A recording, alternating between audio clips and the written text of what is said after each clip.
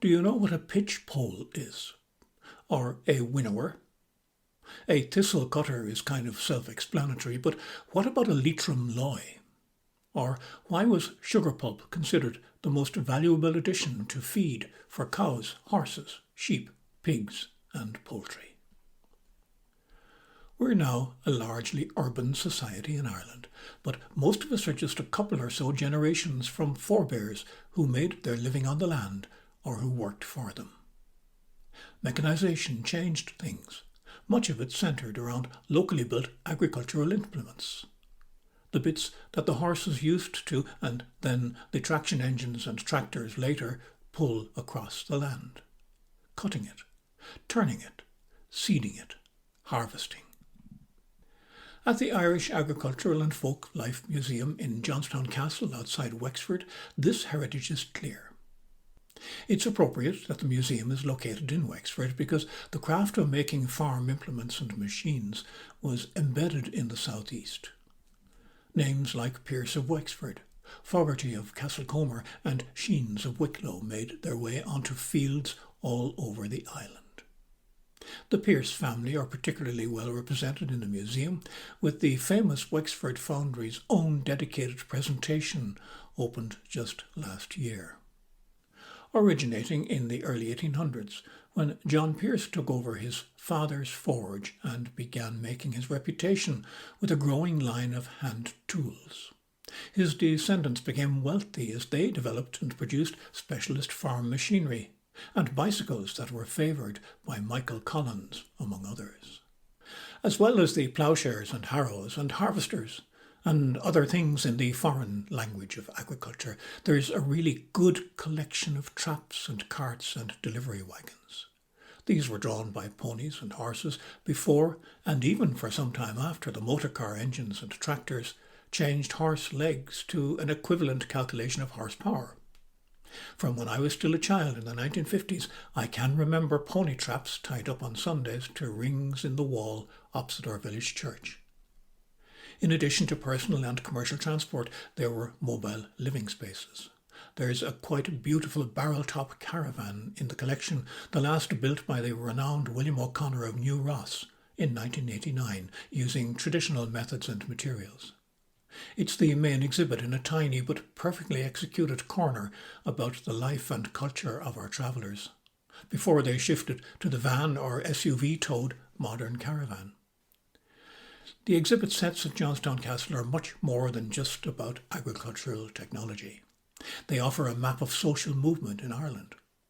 A famine museum section begins the journey through the harshest and most terrible endurances.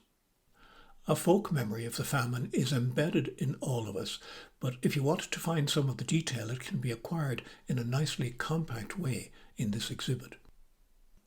There's a particular note about a forgotten Polish hero of the Irish famine, one Paul Strzelecki, who saved thousands of lives by the innovative and effective system of providing meals to children through the schools.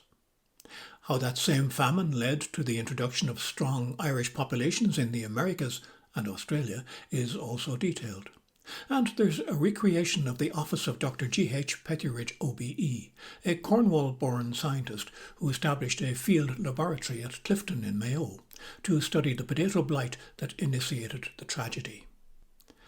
There are exhibits in full old detail of a carpenter's workspace, a blacksmith's forge, and a tailor's shop, each of which look as if their owners have just stepped out for a moment or two. A dairy room with a range of equipment for processing milk and making related products will provide its own fascination for those whose closest experience to cheese-making is a shelf in the nearest Tesco or Lidl.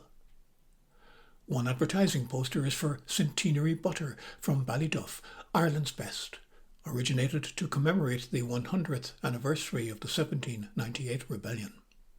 The rosy-cheeked woman in uniform, a tricolour waving behind her, was political butter branding and way ahead of Tony O'Reilly's simply commercial invention of Kerrygold.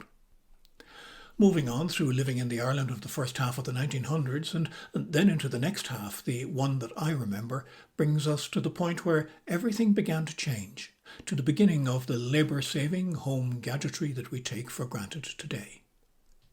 there's a set of 3 kitchens side by side, starting from the single room that comprised kitchen and living area in the peasant cottages.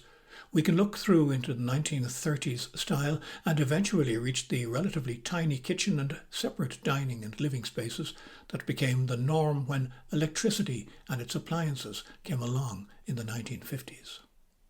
How that electricity changed our daily lives is visible in a display of radios, hairdryers, electric shavers, kettles, toasters and hoovers, and of course early electric washing machines.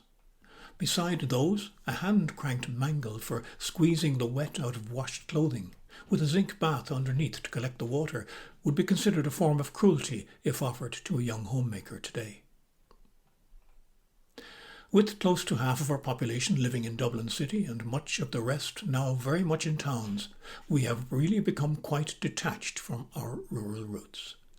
For no better reason than we should know those old connections, a few hours spent browsing the labyrinth of galleries around the old stables courtyard at Johnstown Castle is well worth the time.